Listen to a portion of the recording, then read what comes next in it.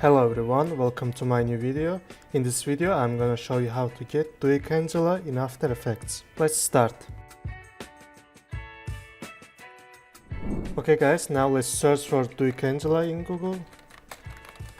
And let's go to this link.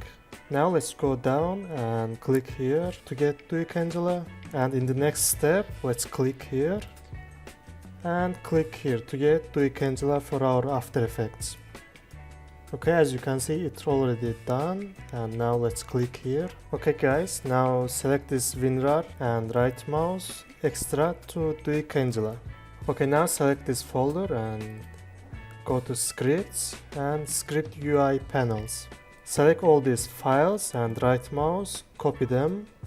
Now go to local disk, program files, Adobe, After Effects, support files, and then go to scripts and script UI panels.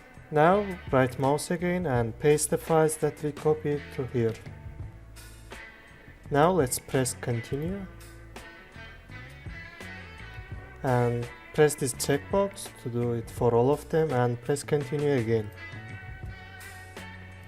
Okay, now let's go back to our folder and go to scripts again and select these files, copy them again and go to local disk, program files, Adobe, After Effects, support files and scripts.